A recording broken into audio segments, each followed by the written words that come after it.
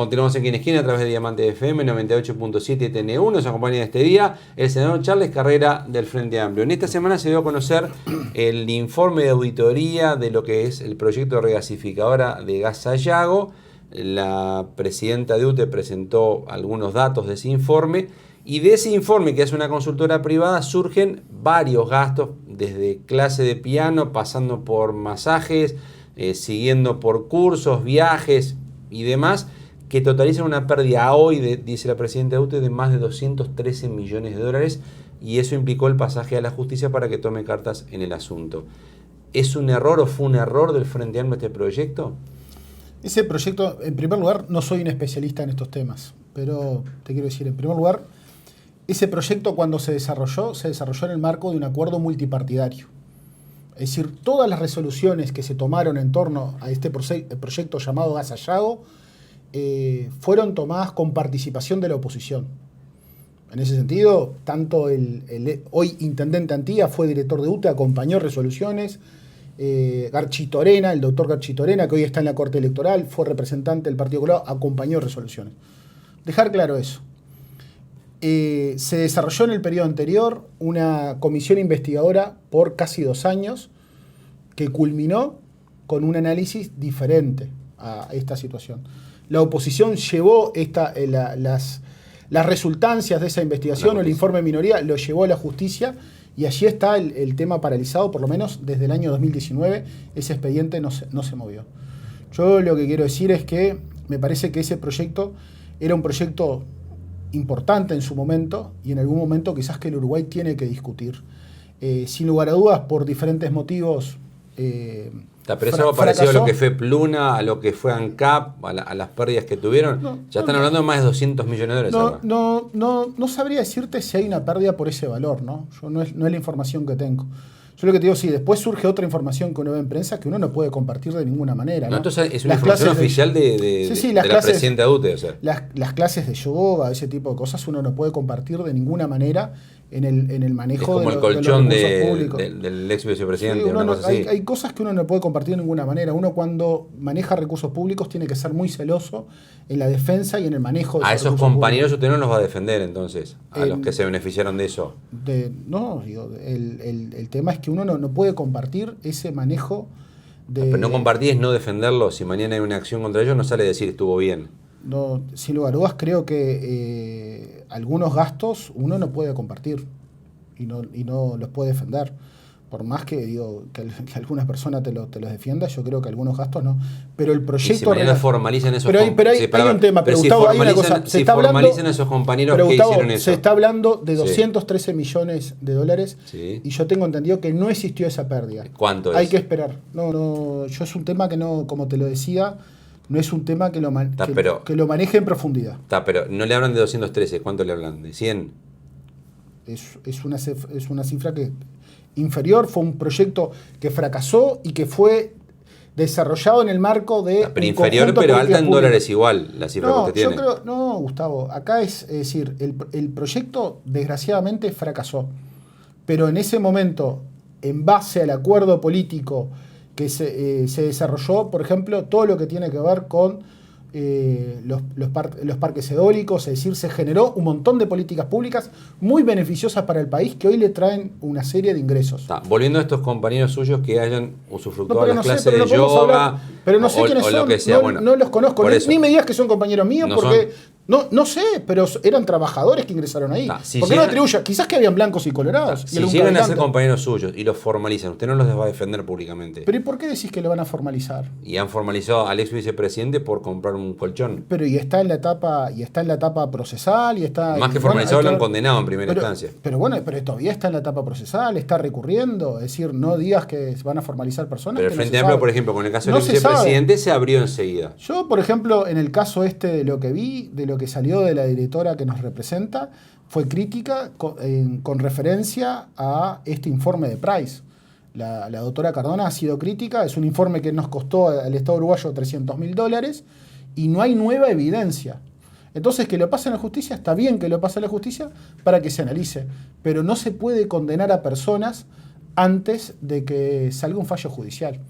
Es lo que te estoy diciendo, Gustavo. Aunque hayan gastos que a su parecer no son adecuados ni correctos. Sí, pero lo que haya un gasto que a mi parecer, como jerarca público, como servidor público, me parezca que no es correcto, no quiere decir que sea ilegal y que esas personas vayan a ser condenados. Ustedes a Sendic lo sacaron del Frente Amplio y hasta de la vicepresidencia antes que la justicia se pronunciara. Sí, porque... No esperaron al pronunciamiento de la justicia. Pero eso porque existió un trámite del Tribunal de Conducta Política del Frente Amplio que se expidió y allí salió una resolución. Si hay compañeros suyos que incurrieron en estos gastos, ¿deberían pasar al Tribunal de Conducta Política del Frente Amplio? Sí, quizás que sí.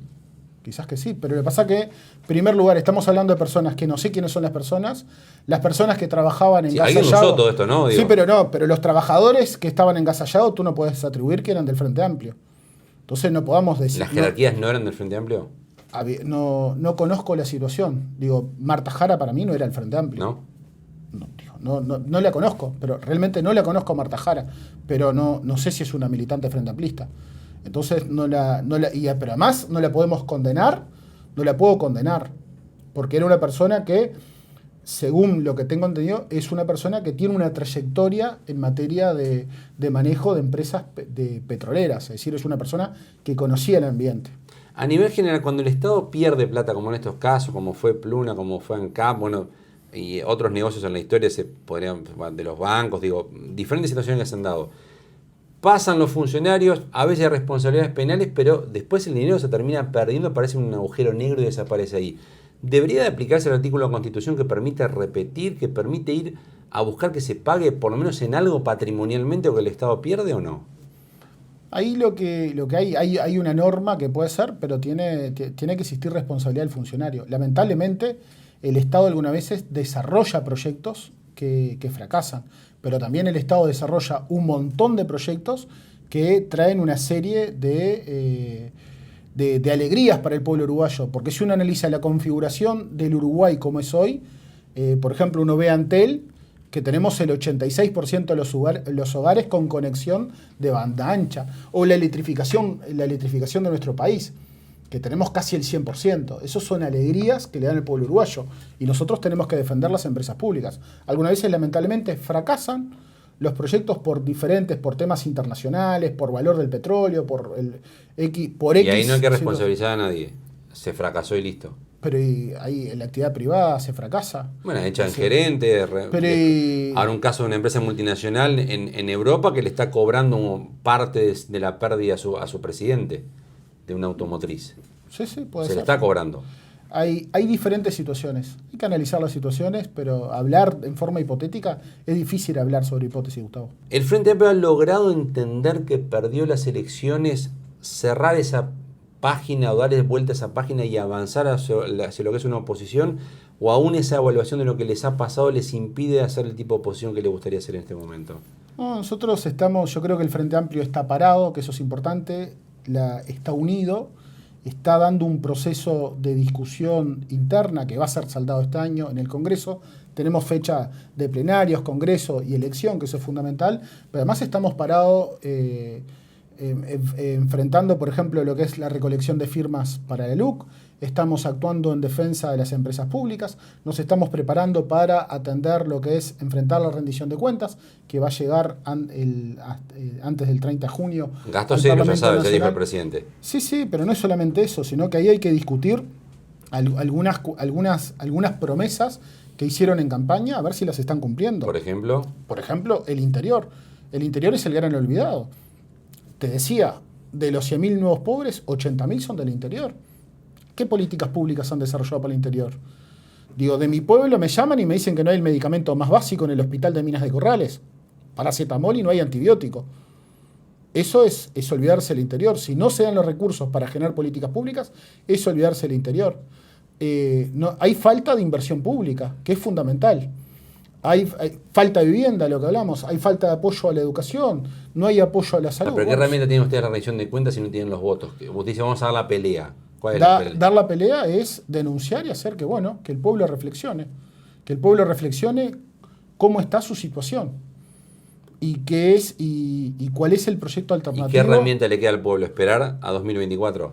Y el pueblo, pero bueno, tiene que pelear. ¿O usted invitaría al pueblo a salir a la calle a manifestar? No, yo espero que yo espero que, por ejemplo, cuando salga, sin lugar a dudas, cuando deje de regir la ley de limitación del derecho de reunión y de libertad de expresión, sin lugar a dudas, yo creo que los trabajadores van a salir a pelear un poco más, porque van a venir los consejos de salarios. Yo creo que la gente va a salir a pelear un poco ¿Usted más. se imagina manifestaciones importantes una vez que esto pase? No es que me imagine manifestaciones importantes. Hoy nosotros estamos sufriendo la peor crisis y la peor pandemia. Es decir, y tenemos que pasar por esta situación. Y cuando esto pase, yo creo que la gente se va a empezar a expresar. Hoy nadie se está expresando. No se está expresando en la calle, no se están expresando en los muros. Lucía Topolansky el otro día decía, no se pudo expresar, ni las murgas se expresaron. Es decir, los artistas no se pueden expresar. Nadie se está expresando. Y yo creo que cuando esto pase, la gente se va a empezar a expresar. ¿Van con candidato de consenso o padrón abierto a las elecciones del Frente Amplio? Y en principio yo creo que sería importante lograr los mayores consensos posibles.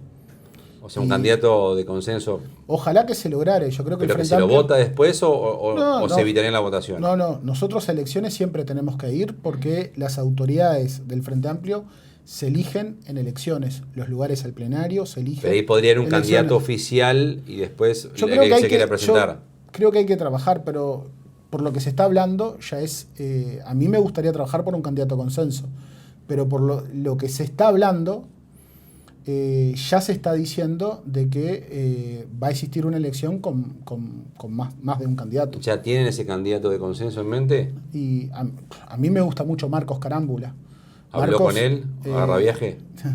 No he podido hablar estos últimos tiempos con él. Es una persona que tengo buen vínculo, es un gran frente amplista. Yo creo que es la síntesis del Frente Amplista, es un compañero de consensos, de diálogo, y yo creo que en esta etapa necesitamos eso, un referente como Marcos, que estaba y yo creo que está dispuesto a preparar el Frente Amplio para lo que es presentar esa alternativa que vamos a presentar en el 2024, que es salir a dialogar con todo el espectro de la sociedad uruguaya y diseñar y empezar a soñar con ese programa de futuro para presentar en el 2024. ¿Orsi es el que va a encabezar, el que va a llevar la bandera en 2024? Orsi es un excelente compañero que tiene mucha capacidad de diálogo, está haciendo una buena gestión, es un hombre que conoce la realidad del interior, es un buen canario y sin lugar a dudas sería uno de los posibles ¿Para candidatos. usted es su candidato para 2024? Para mí es mi candidato, sí, para el 2024. Senador Charles Carrera del Frente Amplio, gracias por ser parte de Quién es Quién. Muchas gracias a ti, un saludo a la audiencia.